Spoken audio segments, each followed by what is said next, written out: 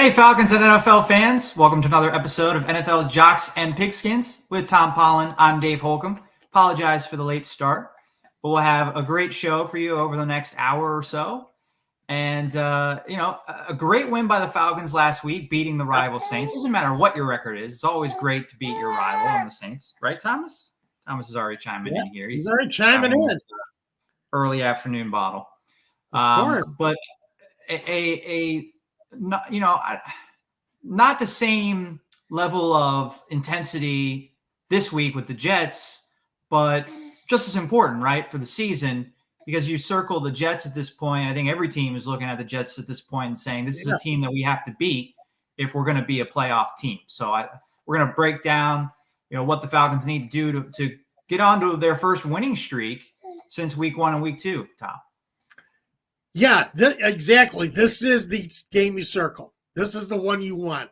And this is the one I circled last week before the Saints game. Because we made a point that if the Falcons could make it happen against the Saints, get that win, like this schedule sets up really nice, and the Jets are one of the reasons. You're right. It's just a team in complete disarray. You have nothing at quarterback. Tim Boyle is going to start this week. That's how desperate they are.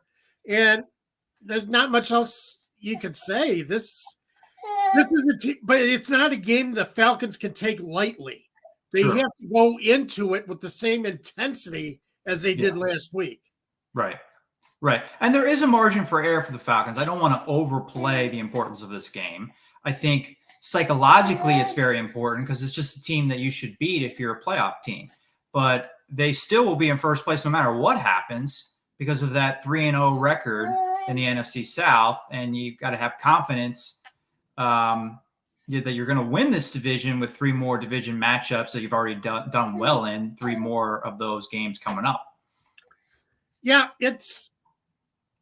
I still think yeah, you're still in first place, but you're still not really taken seriously around the league. If you want to get taken seriously around the league, this is the week you got to do it. You established yourself last week as a team that was ready to come out and play under pressure, play against a competitor, play against your rival, and play tough. And now is when the league is actually going to be looking at them. Yeah, they'll still be in first place no matter what. But I'm also one who likes to see a division champion go over 500. So I really would. Right. Yeah. I guess I'm just saying for the division, everything's still in front of them, regardless of what happens this week. But yes, I think they could blow out the Jets, though, Tom, and they still might not be taken seriously unless, like, Ritter just has this career day, 4 touchdown passes, 400 yards or something. Then maybe people will be like, oh, wow, I know it was the Jets, but Ritter looked amazing. Maybe this team is turning the corner. And unless that happens, I think no matter what, if they win or lose, there's still going to be questions about this team going forward. Oh, sure there will. I mean, nobody takes the NFC South seriously. And it's one of those divisions that everybody looks at and says, well, that it's playoff fodder. Whoever gets them in the first round, it's almost like a bye, an automatic bye if you're playing the Falcons. But, I just think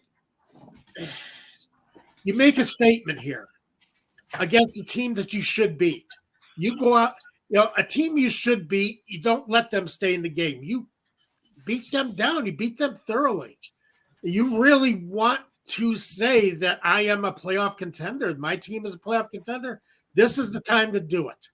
And the Jets have a good defense. Don't sleep on the Jets' defense. Right. Yeah, that's true.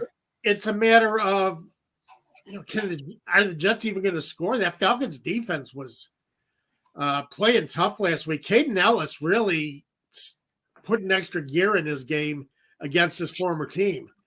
He was all over the place. So this Falcons defense is capable of doing a lot in this game. And I want to see the team really show who they are this week.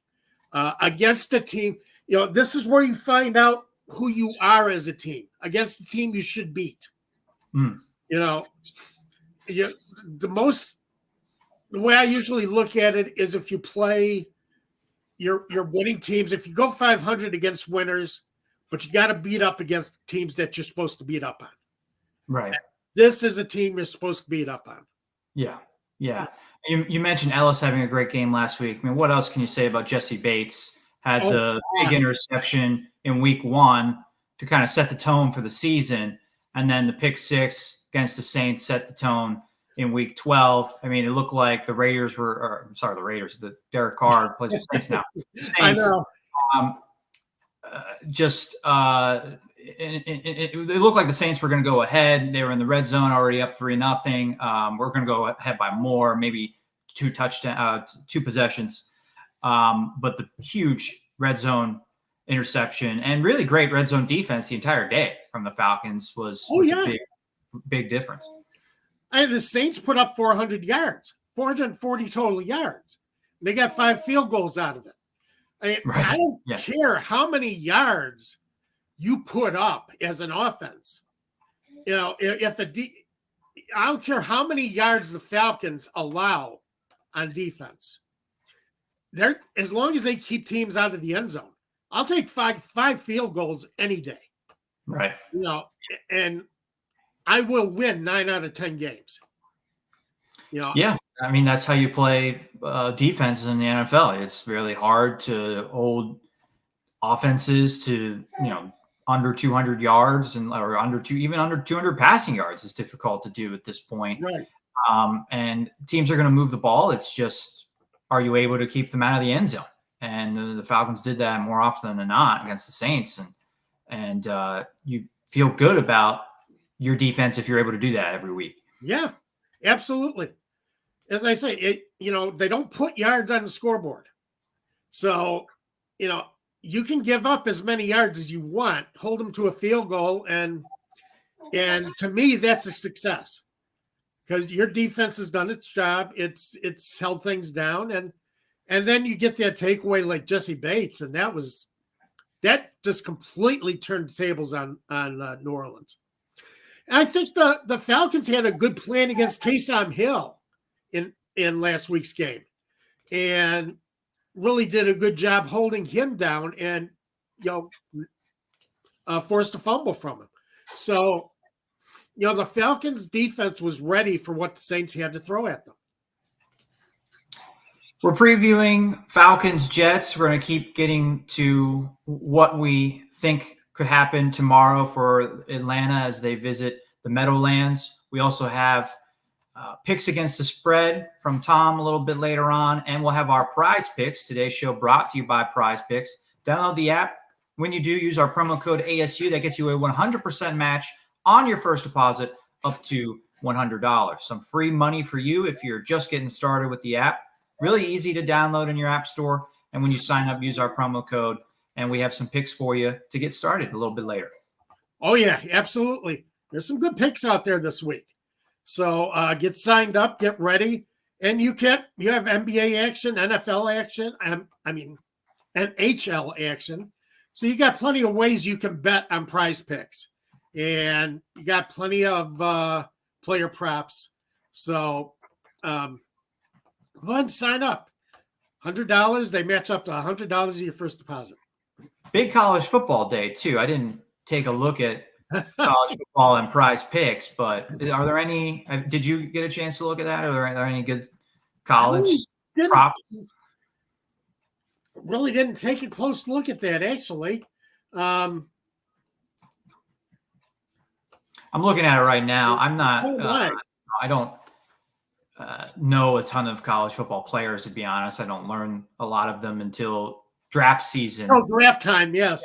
Yeah, so I will not be able to advise anybody on who to take, but there are props in there for Championship Saturday, and it should be a great slate of games today in college football. I know people listening to us are looking forward. I think most of them are looking forward to Georgia taking on Alabama. Some Falcons fans might be Alabama Crimson Tide fans, but a majority of them are Falcons and Georgia Bulldog. No, we got Georgia. Our guys are Georgia Bulldogs. So, so yeah, looking for that big win today over Alabama.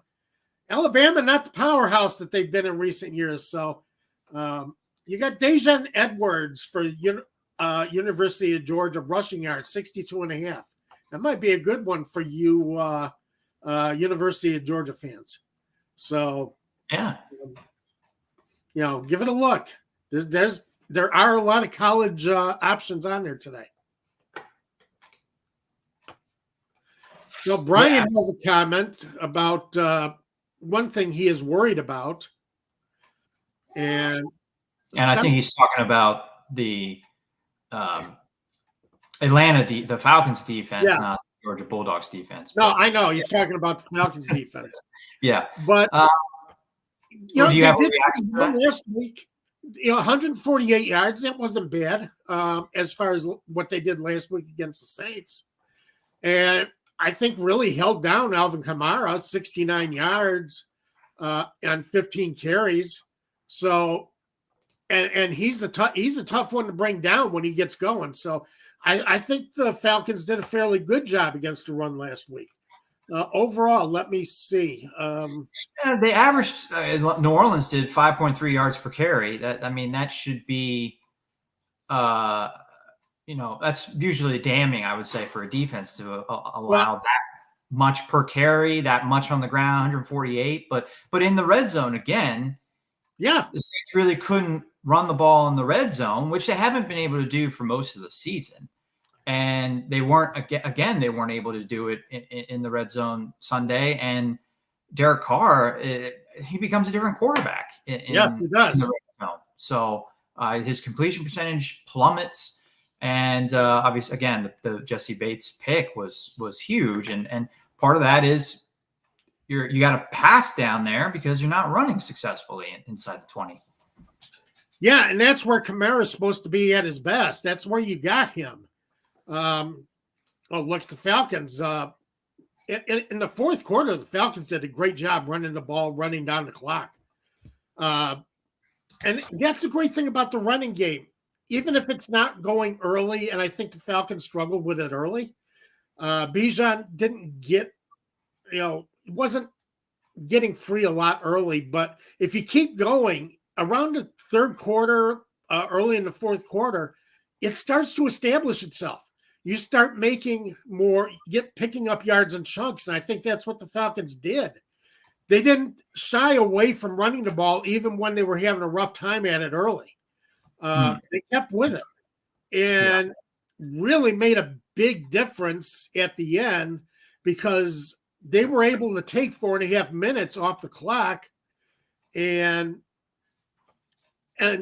extend the lead back to two possessions, and basically took it out of the range of the Saints' ability to come back. Well, to Brian's point about the run defense, I do think that's a concern, at least in the immediate future tomorrow, because you're going up against the Jets team that, again, is going to have Tim Boyle as the quarterback, and I would think the Jets are going to want to establish the running game. Now, they didn't do that at all last week against the Dolphins. 29 rushing yards for the Jets last week, when you would think with Boyle as your quarterback, you want to be able to run the ball. But I would think that the Jets are going to really, really rely on that run game tomorrow, especially maybe looking at the tape of the Falcons run defense, maybe having some confidence that they can run the ball. But so, I would say Atlanta's top goal on defense tomorrow has got to be stop the running game first. And if they're able to do that, they don't have to get red zone takeaways or red zone force field goals in the red zone or any of those. They don't really have to do any of that. If they stop the run, I don't think the Jets are going to be able to move the ball. Well, Jets can't move the ball at all. Yeah. They won't. If you're shutting down Breece Hall, that's it. Falcons aren't that. They gave up 2 big yards last week, 2 big runs last week. That really pushed up that yards per carry by the Saints. But the Falcons are 12th in yards per attempt allowed at 4.1.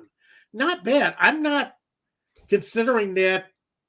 That doesn't look too bad for me as far as run defense. And, their secondary has been shutting down pretty well. Yeah, Boyle is not going to throw against this Atlanta secondary at all. If he tries, he's going to pay for it. Yeah. Well, I think the run defense, I should say, over the last 4 games is what Brian's worried about. I'm looking at the rushing yards allowed total. And this is kind of coincides with the losing streak, right? They're 1-3 in their last 4 games. And in those games, 149 rushing yards allowed to the Titans, 146 to the Vikings, 122 to the Cardinals, 148 to the Saints. But I guess the other point I would make that I would have to do a little bit more research to say with 100% certainty that this is the case, but Josh Dobbs had a lot of rushing yards in that Vikings game, and Kyler Murray had a few rushing yards of the 122 against the Cardinals. So, and you're not going up against a running quarterback in Boyle tomorrow. So that should help the run defense, and it should, help stop the Jets overall. Because again, if they don't get anything going on the ground, then we don't think they're going to move the ball. And Brian, great point. Yeah, the run defense hasn't been as good since the team lost Grady Jarrett, for sure. Grady Jarrett is the Pro Bowl level, all-pro type of defensive tackle. So that happens when you lose a game like that. There's no replacing a player like Grady Jarrett. I mean, you go next man up. Everybody says next man up, but you're still not going to get that quality of play that you got out of the Pro Bowl defensive tackle that you had. So, yeah, you're right, Brian. That's a great point. It's since Grady went down, it's been rough. But again, the Falcons are still finding ways to do it, and they're still finding ways to keep teams out of the end zone. So that's kind of where I find my encouragement. Brian wants to make a point about the pass rush, and then I want to talk about the Falcons offense. But Brian says we still can't sack the quarterback. Yeah, I don't want to harp back to, again, the fact that edge rusher just seems to be a position that this team doesn't want to seriously address in the offseason. But I do think it's been better. I think it's as good as you could have expected, I guess, is what I would say. If you were a super optimistic fan going into the season, you're like, oh, we added Campbell, we have Ellis now, we got all these guys that are going to make us this elite pass rush, and I don't mind that they drafted Bijan Robinson in the first round and not an edge rusher. I didn't have that opinion, and so I'm not as disappointed, I guess, is what I would say, with the pressure they're putting on the quarterback. They're putting on pressure. It isn't always leading to sacks, but if you look at their sack total in the last, handful of games, they had 1 last week, which, is kind of disappointing, but 2 against the Cardinals, 4 against the Vikings, 2 in the previous week against the Titans, 3 against the Buccaneers. So, and 5 the previous week against the Commanders. So that's not a bad number of sacks. Is it top 5, top 10? No, not necessarily, but I mean, it's come on since the beginning of the season. They're averaging more. They're averaging more sacks since the middle of October than they did the first 4 or 5 weeks. And I think it's just this is what it is. This is until they get a first round pass rusher. This is the kind of pass rusher they have. Yeah, that's the thing. You got to get one in the first round. You got to take one of these guys at some point. And I know they've been concentrating on offense and getting guys who they feel are impact players on offense, but that defensive end, that pass rusher, that's the impact player on defense, and that's what Falcons have been missing for so long. They're very good in pressure percentage, the Falcons. Yes. It's six that, they're still near the bottom of the league. Better than they have been. Right. Improvement, but still not in the top half. Right. So it's still got to be better, but you got to concentrate on getting that impact guy. And for some reason, the Falcons have been willing to take guys in the second and third round, like Ebikidi in the second round, and say, let's see what we can do with him as far as development. Yeah. But you know, and Brian wants to give some props to Ebikite for getting. Yeah, he did have a good big sack last week. Yeah. Definitely. So, but they have got to find, Brian, draft offense, sign free agent defensive players. But the one problem is you're not going to find a free agent defensive end that can make an impact. Teams lock those up. All right. It's like left tackles. If you think you're going to find a left tackle in free agency, no, you're not going to. Teams lock. If a team has a good one, he's signed an extension. He's locked up for the next few years. So that's where you got to really concentrate on in the draft, is getting that guy, getting that edge rusher, getting that guy who's coming out of college and looking like he's going to make an impact in the NFL. And that's, that comes out of the first round. And it's interesting they have that strategy. I absolutely agree with Brian that that's the strategy. But it's interesting that that's the strategy when you have Arthur Smith as your head coach. And you can argue both ways. But normally when you have a guy that specializes on one side of the ball and is so, is regarded as a kind of a wizard. I don't want to say he's a genius, but like Arthur Smith was brought in as kind of he was a great play call, great offensive coordinator, got a lot out of his players in Tennessee, where maybe, Derrick Henry is all pro, but maybe Ryan Tannehill wasn't like this great franchise quarterback. And they didn't have, after A.J. Brown, didn't have anybody really at receiver. So he got the most out of his players. And Atlanta isn't using that strategy of, okay, get the most out of your whatever offense we give you, Arthur Smith, and we're going to give you all these defensive stars. It's been the opposite. It's been, we're going to give you all of these offensive stars. And Arthur Smith, quite frankly, because this is what I want to talk about, the offense, has left something to be desired on that side of the ball. And then you're not addressing the defensive holes early in drafts, and you're relying on your higher defensive coordinator to kind of fill those gaps. Yeah. That's a lot of what's happening. They've gotten lucky that they signed some solid players on defense over this last year. They did make some good signings. They did. Yeah. They did. But you took Jeff Okudah, who was a third overall pick, and you're taking a chance on guys who were high draft picks, but kind of busted with their first team, and taking the chance that you can get something out of them. And they got it right with Okudah. Jesse Bates has been, all pro caliber, and they've done some of that. David Onyemata next to Grady Jarrett, that was a great combination until Jarrett got hurt. So they've done a great job there. You're not going to get that every year, but they did a great job of getting those support players this year. That's what you get with reclamation projects, is what I would say. They're low risk, high reward. But if they don't reward and you're relying on those guys to be starters or high impact players, look at Bud Dupree. Bud Dupree was another, I would say, reclamation project, kind of like Jeff Okudah. Jeff Okudah much younger. Maybe Okudah actually gets a second contract in Atlanta. Whereas Bud Dupree hasn't been the same since his ACL tear, is now 30 years old. But it was, I discussed it with Falcons fans on X, as it's now called, not Twitter, Tom.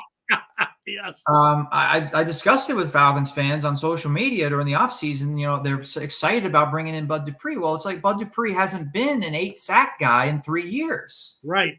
And he has 3 sacks this year. So unless he turns it on here in December, we got what, maybe people are disappointed with it, but it's like, well, he was high risk, high reward type guy, and he's more on the risk side as opposed to the Okudah has been more on the reward side. Right. So it's funny how that works, but Yeah,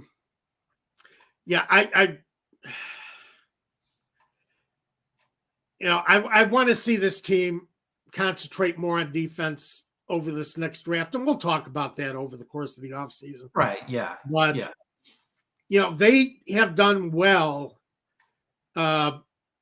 signing these free agents, signing guys that they didn't have to bust their salary cap with, and they're getting great results from. So, but you can't do that every year.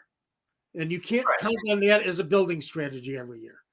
And right. I think the defensive signings have been a success because it has this team competing in the NFC South. And if you want to say, well, it's a weak division, I mean, that's true. That's true. They're still below 500, but it does have them competing for a playoff spot. And that's really what the goal ultimately was. Yeah. Exactly. Can put aside this improving the sack numbers and run defense and all those stats.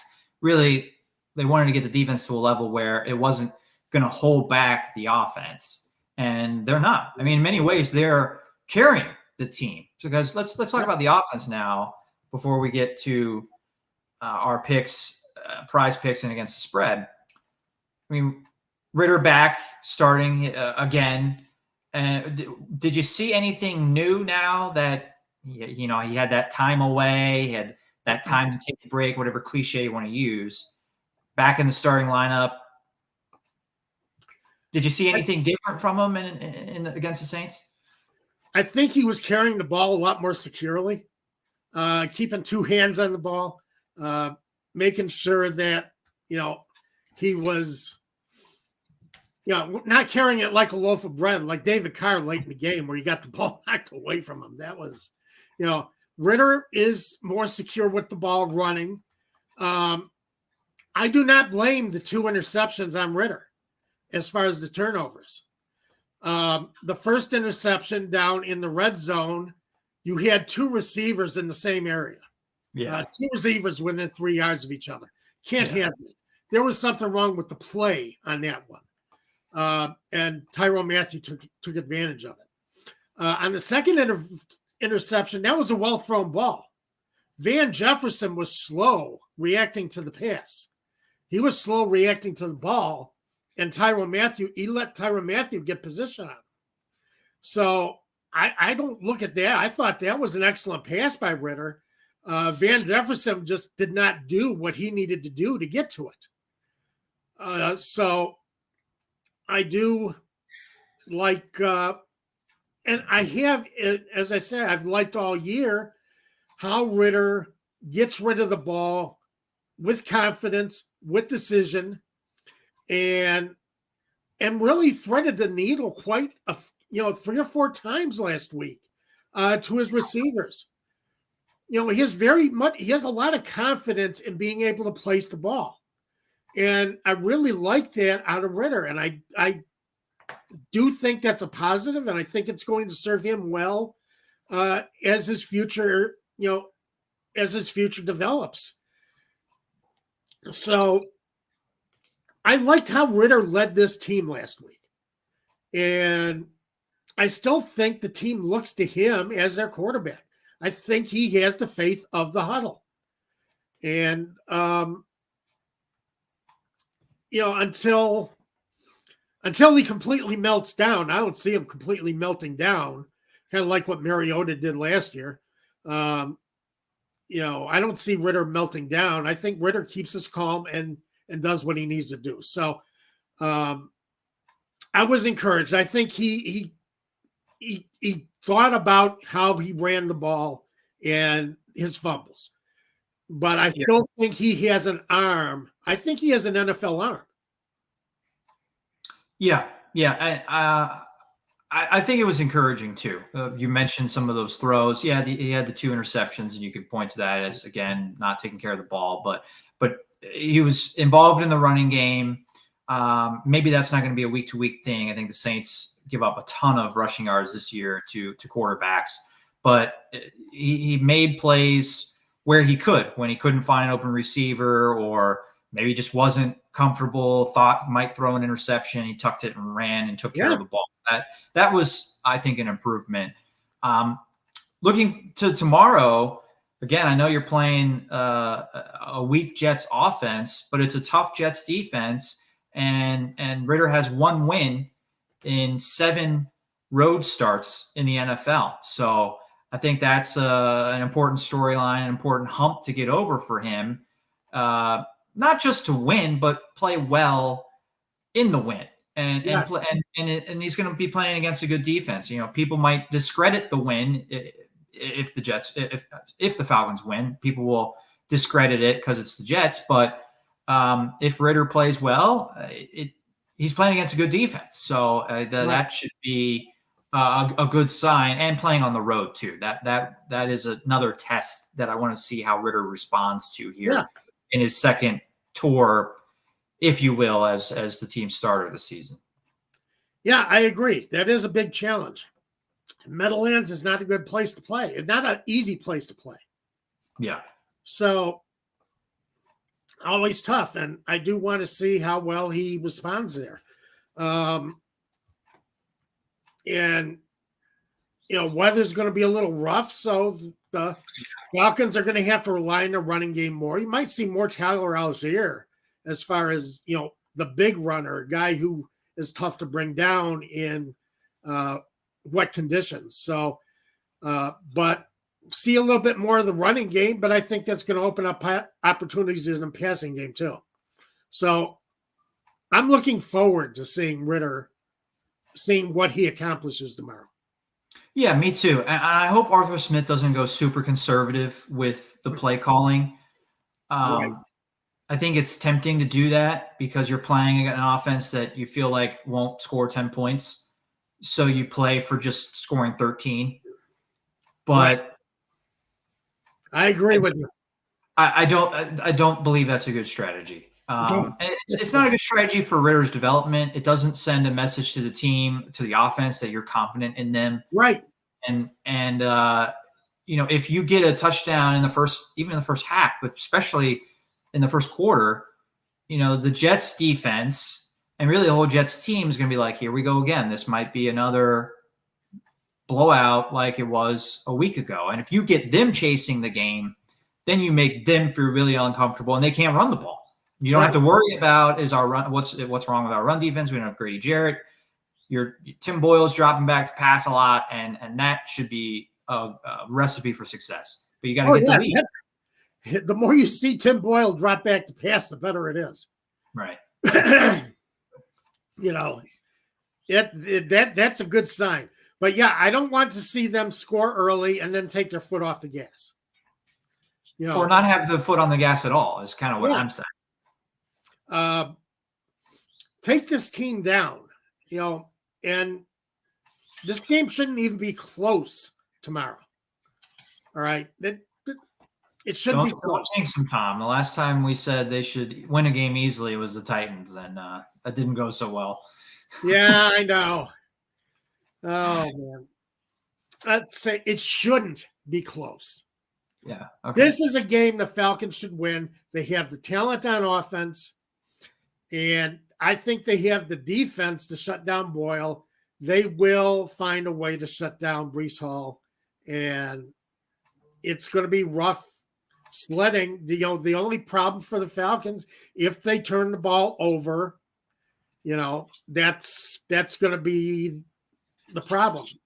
You have to keep. Yeah, I know, Brian. They aren't winning any games easily. They should win tomorrow easily. Ooh, I want to see them win easily. Okay. I want to be sitting back in the third quarter, feet up, kind of just having fun watching them play. That's how I want my Sunday to go this week. We'll see. I know Falcons fans want that too, but doesn't sound like Brian's super confident that's. No, he doesn't. This is a team you should beat. If you want to show the NFL what you're about, you beat this team easily. You hold them to one score. You go up, 20-7, 24-10, something like that.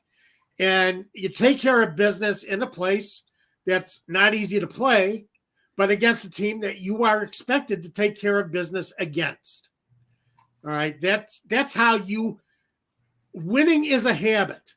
And this is how you develop that habit, by going out and beating teams that you are supposed to beat. Everybody knows you're supposed to beat. And you go out and take care of business, even though, you're not worried about having them do something against you. You are confident you can go out and beat them. That's what I want to see out of the Falcons tomorrow. I want to see confidence that they are the team, that this is our game. We're going to take this game. And, after the game is over, we move on to the next one. This is the game they need to win and show everybody what they can do. Gary compares Ritter to Pickett, which I think is a real natural comparison because same draft class. He said birds need to open up the offense like the Steelers opened up their offense last week. I think that's a very interesting comparison. I think the Steelers made the mistake the week prior playing the hyphenated quarterback that I can't get his name right, Thompson Robinson, I believe. Yeah. Thompson Robinson, that they had the same game plan as Cleveland. That was just like, don't turn the ball over. We're going to rely on our defense. And it's like, you have a first-round quarterback. They have a fifth-round quarterback in his first start. Why are these game plans the same? And that's why I don't want the Falcons to have that game plan with Ritter. They should not have the same game plan. No, they should not. Their quarterback as the Jets have with Tim Boyle. Backup career, and then Ritter. I know third-round pick, whatever. You can criticize, poke holes in Ritter's draft stock, all of that, his turnovers or whatever. But it shouldn't be the same game plan. But I will say, your point about the turnovers, the Steelers have or at least their new coordinators had confidence in opening up the offense a little bit because Pickett's not turning the ball over. You can be critical of Pickett in a lot of areas. For one thing he excels in, he's not throwing interceptions. Yeah. And last week he was throwing the ball downfield and still not throwing interceptions. So I think that was a great sign. And I want Ritter to we want him to take care of the ball, but we don't want to handcuff the guy so much that he's not throwing the ball downfield. That's the balance that Arthur Smith and Ritter are trying to find. I don't want these 4 or 5 yard attempts. I don't want checkdowns to Robinson. I don't want Robinson having the most targets on the team this week. Keep going 10, 15 yards down the field. That's what Ritter does best. Ritter does not throw a pretty deep ball, and that's something he has to work on. Pickett throws a great deep ball. The fact that Matt Canada was not using Pickett to Pickens more than he was is reason enough for him to get fired. I mean, as much as I agree with that, before last week, Pat Freiermuth had like 8 catches for the season.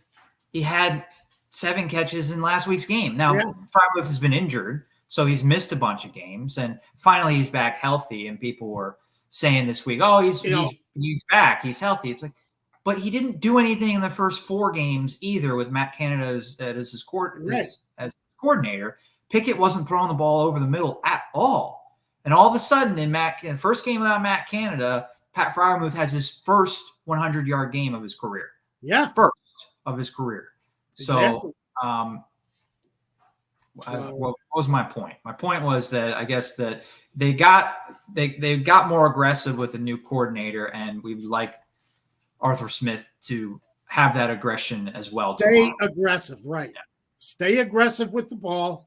Keep going 10, 15 yards downfield with London and Pitts, and getting Robinson, if you're going to pass the ball to him, get him in space where he can, make that sideline cut, make the first man miss.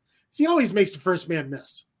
If you get it to him and he's moving, you're going to get some big yards out of Bijan Robinson in the pass game. So you got a lot of advantages, and don't tuck it back. I don't want to see 5 yards per attempt tomorrow against the Jets. Yeah. Yeah. I still want to see, Ritter going downfield, Ritter looking for those downfield targets, because that's what he does best, because he throws them on a rope. And he's very confident, and he gets the ball in between defenders, and he's very good at it. I want to see more of that. Just keep doing that.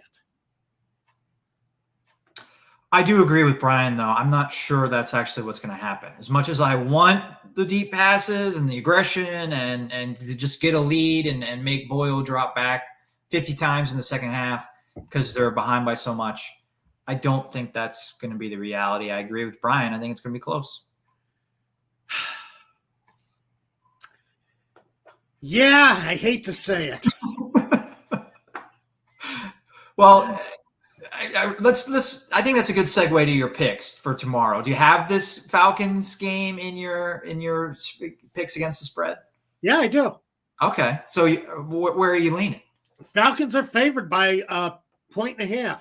I take the Falcons in this game. That's the spread, half a point? One and a half. 1.5. Okay. Falcons by 1.5. That's the spread. Amazingly. And there's a lot of public action. Really favorable spread for the Falcons. It does, and amazingly, there is a lot of public action coming in on the Jets. Wow. No respect.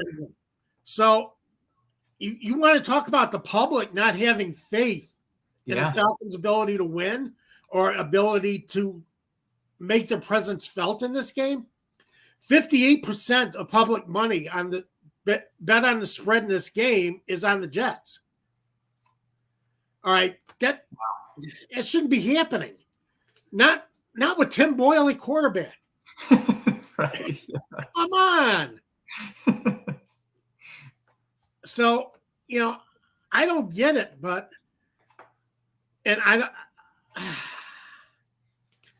not going to analyze it. It's amazing. But all right, so you got the Falcons. I got the Falcons because I just don't see it. And even if it's a tight game, it should be more than a point. It shouldn't be less than 1.5. It shouldn't be a 1-point game. Miami Dolphins are playing the Washington Commanders. I always think when I say the right, yeah. Favored by 9.5, and I think the Commanders are just about finished for the season. Don't impress me on offense. Sam Howell, boy, there's a Prize Picks prop bet where I think Sam Howell, I forget what they have him at. It's almost like 50 pass attempts. And no. The one I saw this morning was 39. That's completions. Oh, did I click on the wrong thing? I think attempts, he's closer to 50. All right, let me double check here. I thought I picked attempts, but no, pass attempts, he's at 39. That was one of my picks coming up. Oh, pass attempts, he's at 39? Yeah, completions 25.5. All right, I thought they had him down for more pass attempts than that. Yeah, but Washington doesn't seem to want to run the ball. And it's going to make for a very long game because the ball's going to be in the air quite a bit because you're facing Miami. Raheem Mostert will get plenty of action. But Washington does not seem to want to run. Eric Bieniemy does not seem to have faith in Brian Robinson Jr., and I don't know why. I don't get why either.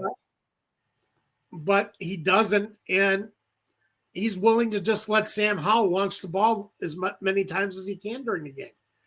So, and I think that's going to be a bad thing for the Commanders because again, you make the game longer because you're stopping the clock more. And you're giving the Miami a lot more opportunities to score. So I think 9.5 is going to be very makeable for the Dolphins, for the Miami Dolphins tomorrow. I don't see it. I'm surprised Pittsburgh's favored by 6.5 over the Cardinals. You're surprised it's that wide, or It's that wide, yeah. Oh, really? So you think the Cardinals could cover? At that point, I think, yeah, they can. I'm not going to take them. That's not one of my bets. I don't like betting something like that where it's that close. But I think the Steelers started out as like 3.5-point favorites. Now they're 6.5. So the public has been betting heavy on Arizona, which is a little surprising. Well, wouldn't they be betting on the Steelers if the spread increased? Yeah, I'm sorry. You're right. No, they're betting more on the Steelers, and the spread is going up to try and get more bets on the Cardinals. Yeah. It's okay. A wild Saturday I'm morning. not a betting expert, but I was like, I think you misspoke there. You are correct. I did misspeak there. So I'm not surprised that with the 3.5 spread initially that people were betting on the Steelers, because that's another, again, we can use the same language and semantics that we use with the Falcons. This is a game where Pickett should look really good, should do really well, and the Steelers should win this game easily. Is that going to be the reality? I don't know. Right. I'm not 100% confident that they're going to cover that spread. I do think they should win, that they will win. There's other factors that I think Kyler Murray being back makes me a little bit nervous as a Steelers fan. Yeah, I agree. And he's been pretty dynamic in his return to the Cardinals. Yeah. But that team is still, I don't think they've gelled around Murray yet and have figured themselves out yet with Murray at quarterback. So and the defense is not good. So the Steelers, if they show the same as they did last week, they should be able to move the ball with the new coordinator. And they should be able to score in the red zone, which they weren't able to do last week because Bengals actually have a good red zone defense. The Cardinals do not. So I think that could be, that could be the difference between covering a 6.5-point spread is getting a touchdown on one red zone possession instead of a field goal, which I think they have a better chance of doing that against the Cardinals than they did last week. Yeah, they do. Yeah. I'm actually, with the Patriots playing so bad, even though they're at home, I'm looking at the Chargers minus 5.5 points against the New England Patriots. Chargers favored by 5.5. As I think the Chargers on offense are very efficient. I don't think they play as well on defense, but they won't have to because you're playing a terrible a Patriots team that is just completely coming apart at the seams. Yeah. There's not much left there in New England to compete with. You put Mac Jones or Bailey Zappi out there, and it's bad either way. So, it's pretty incredible how far the Patriots have fallen. It really. Ramondre Stevenson's going to run the ball, going to get 100 yards, but Lord knows if the Patriots are going to score more than 7. So, and I do like the Chargers offense, and I think they can cover that 5.5. Okay. Sounds good. That was your last pick? Yep. Well, let's get to our prize picks. You already teased or stole mine with Sam Howell. 39 pass attempts, not the astronomical 55 that you thought it was, which maybe he'll go over 55. I don't know. They are throwing a ton, but I think he goes easily over 39, Tom. And until that spread is that over under for him is closer to 55, I'm going to take Sam Howell's pass attempts every single week with prize picks. Yeah. Let me look at something here. I just pulled up his pass attempts for the season. 44 last week, 45 the week before, 44 the week before that, 45 the week before that, 52 2 days before Halloween. So, I mean, his minimum passing attempts in his last 5 games was 44. So, I mean, I am very confident that to me, that's a gimme. Yeah, that's a slam dunk. Unless he gets hurt. That's the one thing you're rooting against. The one way he doesn't get 40 pass attempts tomorrow is if he leaves in the first half and doesn't come back. Yeah, but I don't think so. He's already been sacked 55 times, so it's not like he knows what it's like to hit the dirt. So I mean, it only takes one sack to get hurt, but yeah, I don't make my prize pick selections on will this player get hurt or not. I'm just saying you can't. I mean, the only way he doesn't get that total is if he doesn't play the whole game. That's right. That's the point. Yeah, I think that one's a gimme. I like Tim Boyle below 19.5 completions. Okay, interesting. Yeah, Boyle only had 7 completions last week. How many attempts did he have? I'm looking that up right now. I actually had that at my fingers, and I went away from it for a second, but let me get it back for you real quick here, folks. He had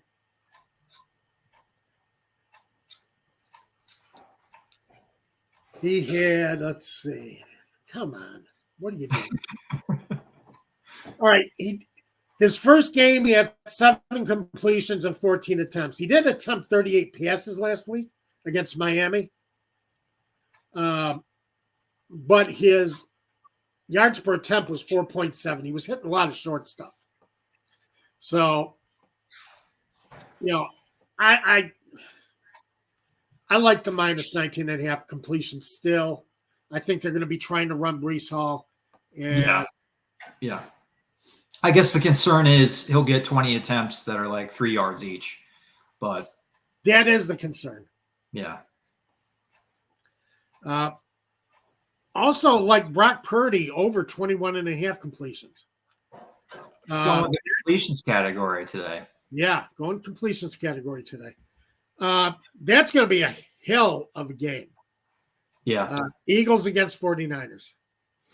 And I think both quarterbacks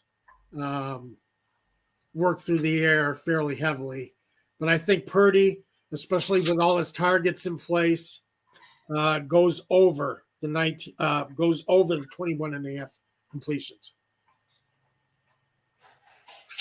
That sounds good. I like that one. I've got going with the homer pick, Younghoe Koo, 1.5 field goal attempts, or I'm sorry, field goals made. I'm going over. I think he'll have 2 in this game. Whether that's because Ritter struggles in the red zone and they don't convert on possessions, or they're scoring a lot and they get 2 long Koo field goals and they're scoring touchdowns when they're in the red zone. I think Koo's going to have the opportunity to get 2 field goals made. I agree with you. I think that's a great one. Yeah, and William joining us late. We've been saying it for the last hour, William. Yeah. Got to stop Hall early, get a lead, make Tim Boyle throw, and not too much though, because we don't want him to get 19.5 completions. But no. but we're hoping that that's definitely the formula for the Falcons tomorrow. Absolutely, yeah. Stop Breece Hall and put the ball in Tim Boyle's hands. And the win is out there for the Falcons next week. This week, but it's there for them. Do it. Make a statement. This is a statement game. You can make a statement in this game. All right, you proved something last week. You proved you can go up against a tough team, your division rival, and beat them fairly easily. Beat them fairly well. As I say, the Saints piled up a lot of yardage, but 5 field goals ain't going to cut it with any team. So right. Make a statement this game. I got 2 more prize picks. Okay. Amon-Ra St. Brown. I think I've picked him before as well. Having a great season. He's been over 100 yards a lot lately. He's at 81 receiving yards tomorrow. I think he'll go over that. I think there was only one time in his last 5 games where he wasn't over, and he had 79 receiving yards in that one. So he's been Jared around. Goff loves Amon-Ra. Yeah, I mean, they don't really have. I mean, Jameson Williams is coming on, but they don't really have any other wide receivers. I think that Goff really trusts. No. I mean, Sam Laporta and Jamar Gibbs are second and third, respectively, in targets, the tight end and the rookie running back. So when he goes, when Goff goes deep, or not even deep, 10 yards or more, 80% of the time, the target is Amon-Ra St. Brown. So yes, he is. He's having a great season. I think he'll be over that yardage again tomorrow. And this one's more of just a feeling, maybe more of I don't like Joe Flacco. I'm going to go with him throwing an interception tomorrow. First game with the Browns. I didn't even think about that. Yeah, I think. I was looking at who was I looking at? I think I was looking at Ritter, actually, to be honest, to see if they had Ritter at 0.5 because he's thrown a lot of picks, but they don't have Ritter as an option. They do have Joe Flacco as an option, though. So Joe Flacco will throw an interception tomorrow. I love that. I forgot all about Flacco playing tomorrow. That's right. Oh, my God. The Cleveland Browns are scraping the bottom of the barrel right now. Yeah. They finally saw what P.J. Walker was. P.J. Walker couldn't even make the Bears. He was cut by the Bears out of training camp. Well, they had their Super Bowl celebration when they beat the Steelers in Week 12. Yes. I mean, did you see how they were celebrating? Yeah. I mean, maybe it was me being a bitter Steelers fan, but it was like, it's Week 12. You won by a field goal. Right. You're moved into second place. Woohoo.